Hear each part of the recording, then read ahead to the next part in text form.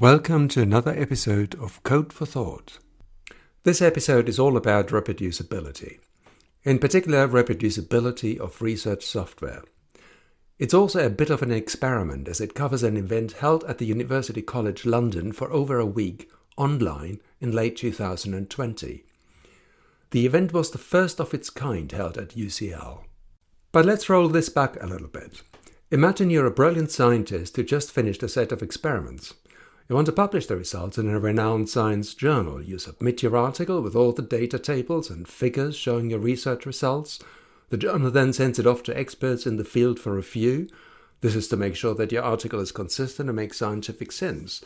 You get a few comments back, you put them in, you make some corrections, and voila, your paper gets published. This process, known as peer review, is well established and the traditional way of publishing scientific data. So what exactly is missing in this picture? Well, most research nowadays involves software, and let's assume the data you just published in a journal come out of a software application that you and your research colleagues wrote. So who reviews the software? Who makes sure that it does what it says on the tin? And this is exactly the idea behind Reproducibility Hackathon, or short ReproHack. But let's hand over to Anna Cristalli. Anna is a research software engineer at the University of Sheffield in the UK and one of the leaders of the ReproHack events and network.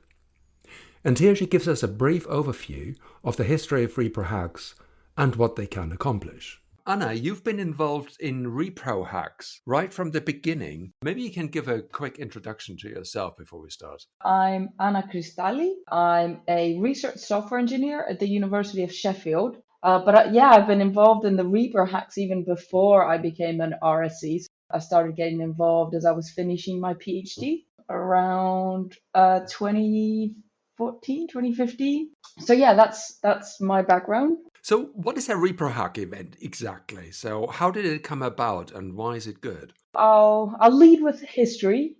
It was initially part of OpenCon satellite events, and the idea behind it was originally inspired by a course run by Owen Petchu, which is called Reproducible Research in Ecology, Evolution, Behavior, and Environmental Studies. It's quite a mouthful. But what they do in that course is they try and reproduce results from the original data. But we only had a day for the events we were trying to organize for OpenCon. And so we decided to make the challenge to try and reproduce a published result from published code and data. So both the code and data were available, and the challenge was just to try and reproduce the result. We ran a couple of these events in Berlin in 2016 and London in 2017. And then not much happened for a bit until I made the ReproHacks or reviving the initiative part of my SSI fellowship, which I started a couple of years ago. That's when we sort of started revisiting it and running more events. What we found that's really nice about these events is now we sort of view it as a sandbox for practicing reproducible research. So it gives authors an opportunity to test drive their papers, if you like. So far, right, all the papers that have been worked on at ReproHack events have been submitted by the authors. And during a ReproHack event, so while participants during an event are trying to reproduce a paper, they fill in a feedback form that gets them to focus on aspects like reproducibility, reusability, transparency, documentation. And then all that feedback goes back to the original author. So the original authors get not just the result, whether someone managed to reproduce or not, but they get specific feedback on the experiences that other people had trying to work with their materials. So authors find that really useful. And then again, participants find it really useful in terms of, there's a big deal made about how, especially now when you start your PhD, you need to make your work reproducible and why it's important. But what we found is there's not a lot of opportunity to practice. And so both producing such work, but also working with other people's work. So participants get the opportunity to work with the real life materials rather than sort of dummy materials where we're trying to just introduce gently a few basic concepts. So we think this, not that we don't need training and we don't need simple examples of things to try and introduce concepts, but we think that also working with something like a full real life example is just really beneficial, and both of those together can really help people learn what it takes to build reproducible research. We mentioned UK, and you're of course at the university in Sheffield. I mean, are these ReproHack events running outside the UK as well? Yeah, in fact, maybe after my SSI fellowship, I ran one event in Manchester and then got contacted by some Our Ladies in Leiden, or in the Netherlands. They're not all in Leiden, Right. but they wanted to organize a Leiden event, which went really well, actually. They probably ran the biggest event up to that date. And then quite a few of them ended up joining and forming the core team of the ReproHack project as it stands now. So yes, we've had one in Leiden, we've had one in PyData LA, and then recently one of our core team members, Florencia de Andrea, she ran one as part of Latin R, which was in Spanish. I tried to understand, I understood some of it, but it was quite exciting to get all the materials translated into Spanish and have a whole event run in a different language. That was quite exciting. But back to the University College London and my colleague David, who organised the whole event as part of the Open Science Week held at UCL in October 2020. I spoke to him before the kickoff. David, why don't you introduce yourself first? I'm David. I'm a research software developer at University College London. My background before I become an RSE was in astrophysics, particularly looking at the sun and doing what is called solar physics. I understand you're running a ReproHack. So could you tell me a little bit about what this ReproHack is? Is it your first one, actually? It is my first one as the organizer. I've attended I could say 1.5 before. The first one I attended was by Anna, who you interviewed, and she ran that ReproHack a 1.5 years ago, and that was quite interesting. That was quite illustrative in the sense of seeing whether you could reproduce a paper.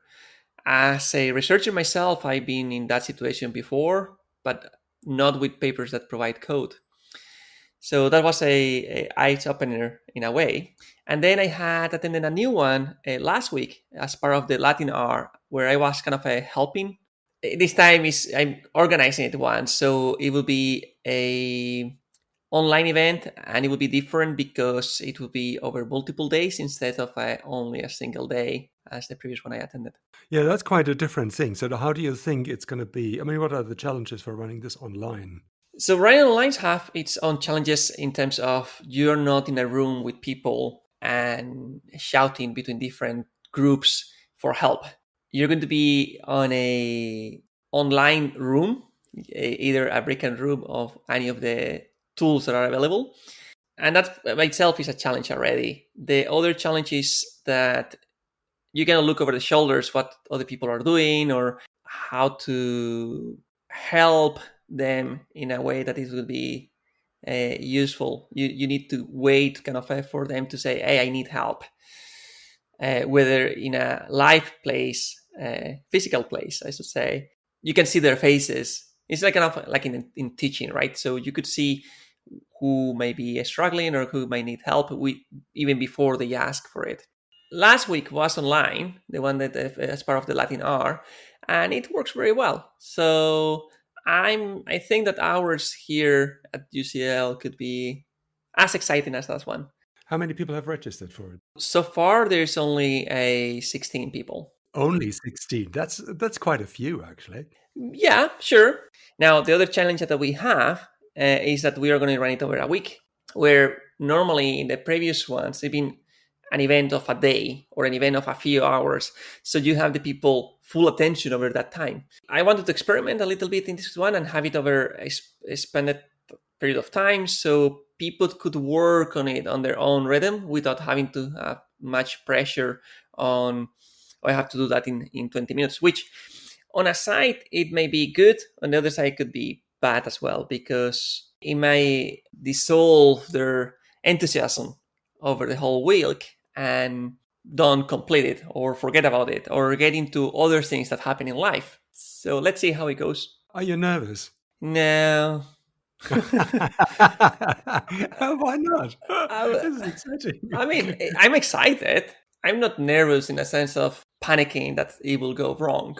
I was a few days ago when I only have 2 people registered. Once I saw there were more than 10, like, okay, it's fine. And so the big day arrived, and as usual with these events, it started with a kickoff. But I hand over to David again, who actually introduced the whole event and what to expect from it. I want to welcome you to the first UCL ReproHack that we are doing as part of the Open Access Week. Some additional considerations is that because we're going to be reproducing papers from authors, so two things to have in mind. Reproducibility is hard, not for us to do the reproducibility, but also to provide something that is reproducible. And also that the authors that have submitted their papers are incredibly brave because they are putting there and say, okay, test my paper. As part of the kickoff, David invited an expert from Latina to help set the scene. I would like you to introduce Dr. Daniela Valari. She is a researcher and lecturer at the Universidad de la SUAY in Ecuador, and she's expert on geoinformational and geostatistics. She's a great supporter of reproducibility, and she loves R, so I heard. In the presentation, Dr. Valeri demonstrated the challenges that people face when they try to reproduce other people's work and software. Reproducibility, we can have like a spectrum, and on the one side of this spectrum we have only the publication with no reproducible code at all, and on the other side we have a full replication in which we can execute and with the same data, the same analysis, and reach or achieve the same results.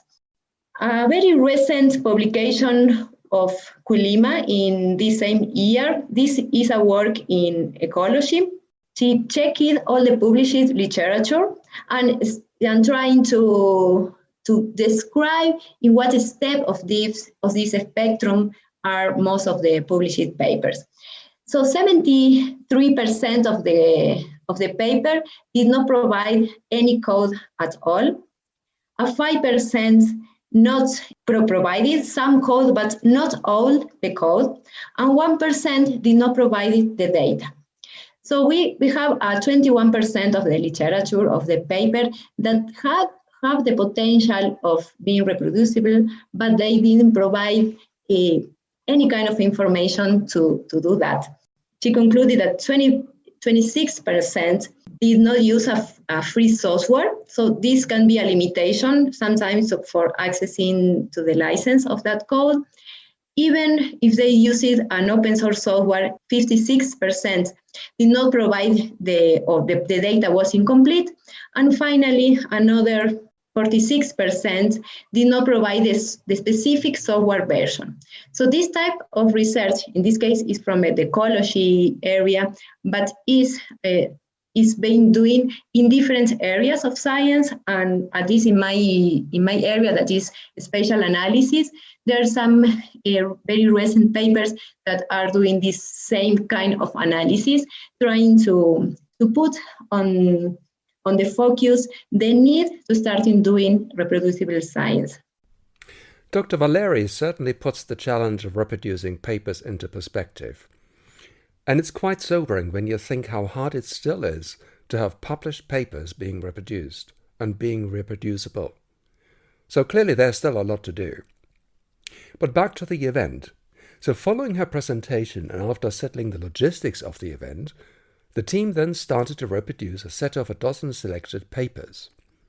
And in a couple of moments you'll be hearing from 2 participants, Shisheng and Alexandra, how it went for them.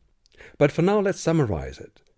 So during a ReproHack event, which is what we just learned, a set of papers are selected, papers that have been made available by the authors, along with the data and the software. Following that, participants then try to reproduce the software results with the data and the software given, filling out a form that will be then handed back to the author as a constructive feedback. And before we go and talk to Xisheng and Alexandra, I actually wanted to find out what the common problems are that could occur when you try to reproduce papers. So let's take us back to Anna. From your experience, what are the common feedback items that you get? Where do people detect problems? Documentation. Oh, right. Okay. Documentation. The most common thing is documentation and just assuming a level of knowledge and understanding of the project, that until someone else that isn't connected to your project tries to work with your code, most of the most common issues could be solved with just a slightly more detailed README. So documentation appears to be the problem number one of reproducing papers. But now let's hear from Xisheng and Alexandra how the event went for them. Here's Xisheng. Hello, Xisheng. Very nice to see you and hear you. I believe that you take part in the ReproHack at UCL.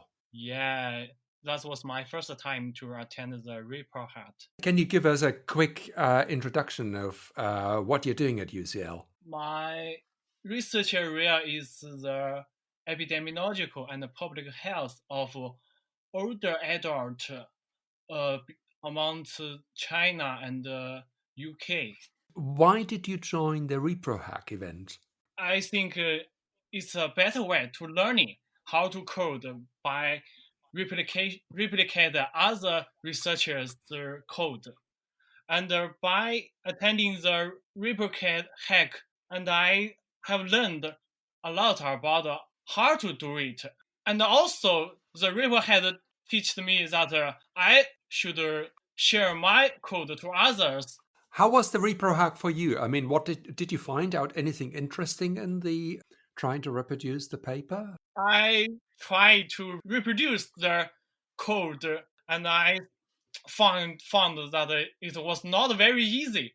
We only success part of the research.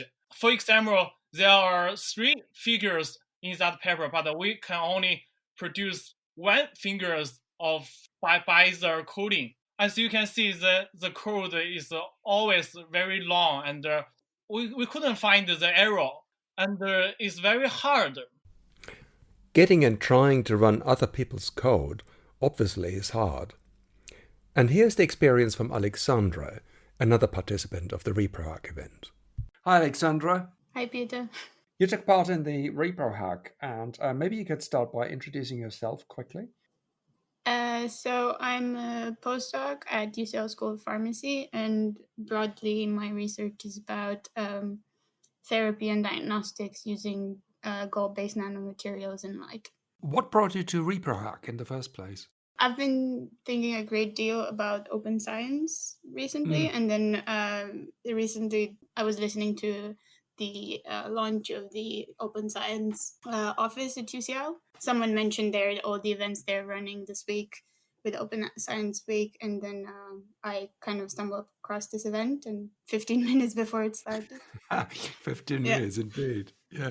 What is it that fascinates you about open science? I suppose it's a belief that science should be self-correcting.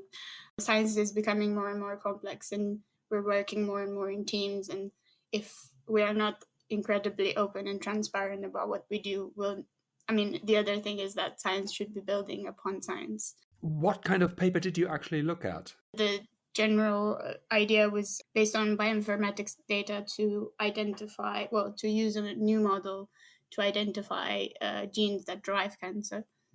They also did some experimental bits in there, and I found that very interesting. What did you find out?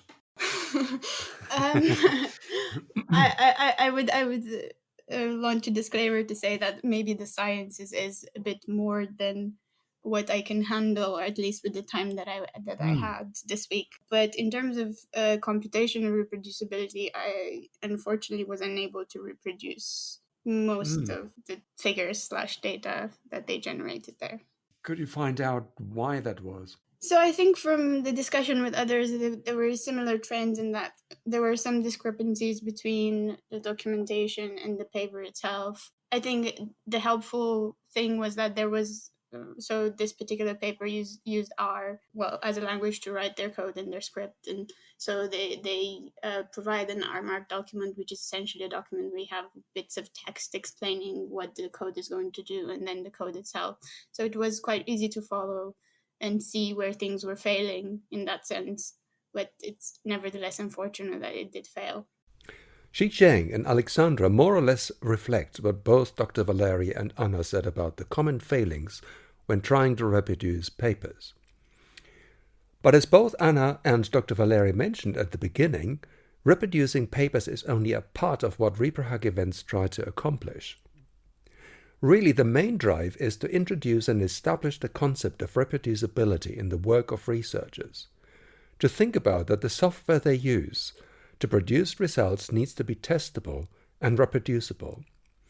This requires a shift in mindset, as Dr. Daniela Valeri put it in the ReproHack event meeting.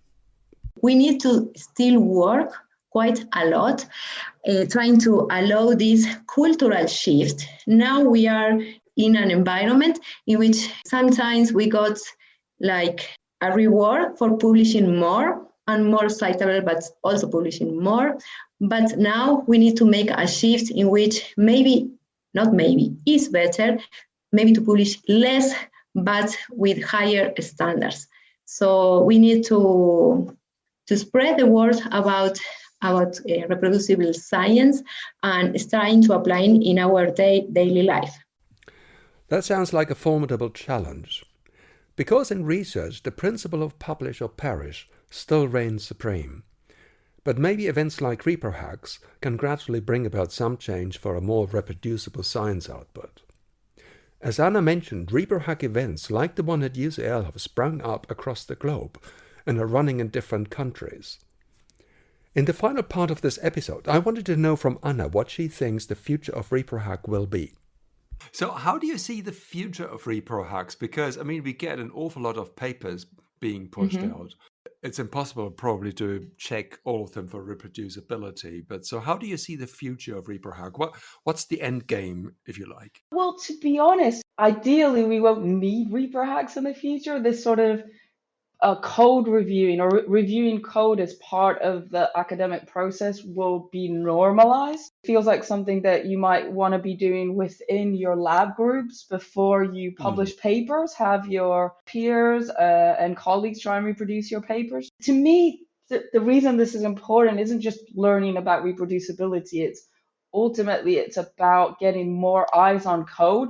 It's about training people to effectively look at code is what ReproHacks are all about. But ultimately, what all of this is about for me is more eyes on code means we pick up more errors that we're bound to make. The more eyes on code for me means more robust research, especially given how computational intensive our research is becoming.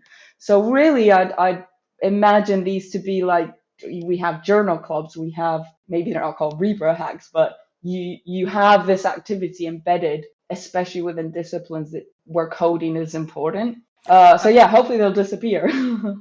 but for the time being, I think the more events we can have where people can practice it, the better. I hope this episode has given you an idea about what a ReproHack event is, how it is set up, and what its aims are. And maybe, hopefully, it will inspire you to join such an event in future, and maybe even run one.